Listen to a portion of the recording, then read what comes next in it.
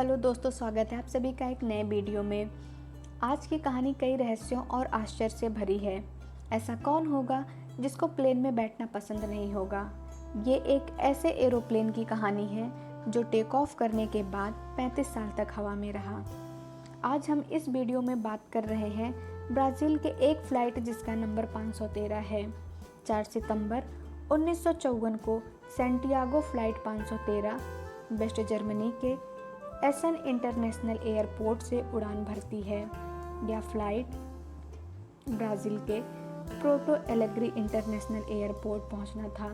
यह flight 88 passenger 4 crew member के साथ 18 घंटे का सफ़र तय करके जर्मनी से ब्राज़ील आ रही थी। उसमें बैठे यात्री और क्रू मेंबर को इस बात का अंदाज़ा नहीं था कि आगे उनके साथ क्या होने वाला है। फ़्लाइट के कैप्टन थे मिगवेल विक्टर क्यूरी। उड़ने के कुछ ही घंटों के बाद फ़्लाइट 513 अटलांटिक ओशियन के पास पहुंचती है तो वो एटीसी के रडार से अचानक गायब हो जाती है। उस समय एटीसी में काम करने वाले लोगों के कुछ समझ नहीं आया आखिर ये क्या हुआ और वे प्लेन से कांटेक्ट करने की कोशिश करने लगे। जब कुछ समय तक कोशिश करने के बाद फ़्लाइट 513 रडार पर नज़र नहीं आई तो उनके होश उड़ गए और वे लोग समझ नहीं पा रहे थे कि फ़्लाइट अचानक से कहाँ गायब हो गई और वे लगातार कोशिश कर रहे थे, लेकिन 513 की तरफ से कोई भी रिस्पॉन्स नहीं मिल रहा था। और तुरंत ही एटीसी की एक मीटिंग बुलाई गई जिसमें ब्राज़ील और जर्मनी के उच्च अधिकारी शामिल थे।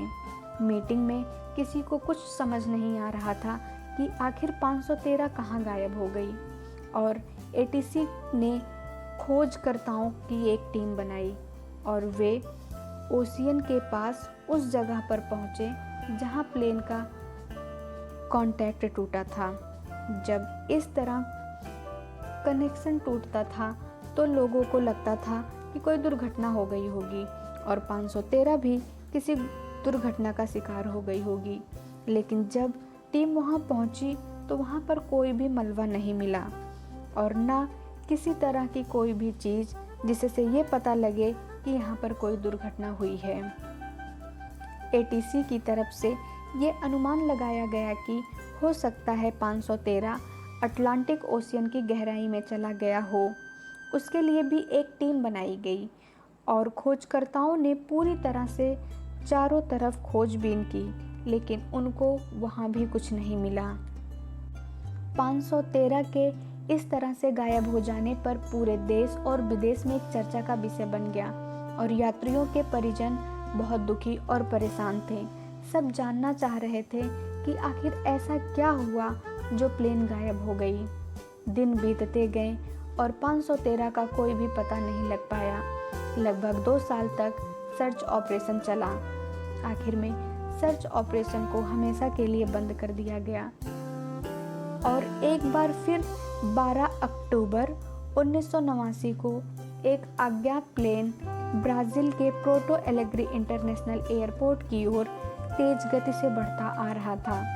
एटीसी के कर्मचारियों को रडार पर जैसे ही सूचना मिलती है वे अज्ञात प्लेन से संपर्क बनाने की कोशिश करते हैं, मगर प्लेन की ओर से कोई रिस्पांस नहीं आता और एरोप्लेन के रनवे की तरफ बढ़ रहा था और जल्दी जल्दी में रनवे को खाली कराया जाता है और कुछ ही देर में एक अज्ञात फ्लाइट ब्राज़ील के रनवे पर लैंड कर जाती है और सभी कर्मचारी और अधिकारी अपने ऑफिस से निकलकर रनवे की तरफ भागते हैं और उनके समझ में नहीं आ रहा था कि ये अज्ञात प्लेन कहाँ से आया और उनके सामने जो मंजर था शायद उस पर भरोसा कर पाना मुश्किल था और वो अज्ञात प्लेन 513 थी।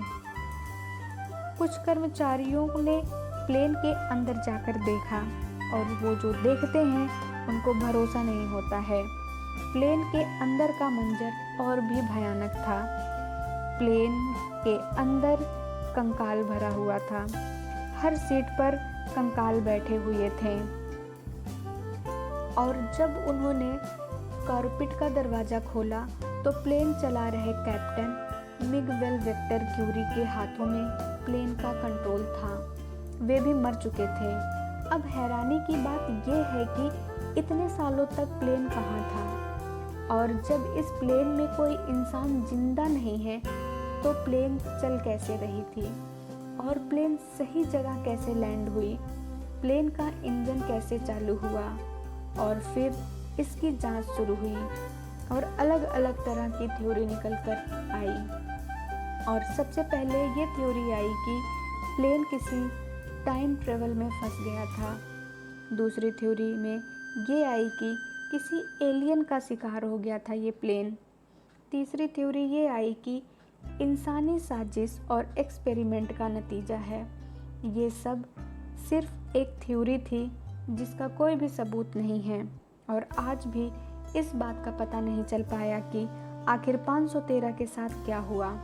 उस समय ब्राज़ील सरकार ने इस खबर को बहुत छुपाने की कोशिश की, लेकिन 1989 में एक पत्रकार इरविन फिशर ने इस घटना से पर्दा उठाया, लेकिन इरविन ने इस घटना का कोई पुख्ता सबूत नहीं दिया, जिससे कुछ लोग इस घटना को सच तो कुछ लोग इस घटना को काल्पनिक मानते आ रहे हैं। इसी तरह के वीडियोस देखने के लिए आप हमारे चैनल को सब्सक्राइब करें। धन्यवाद।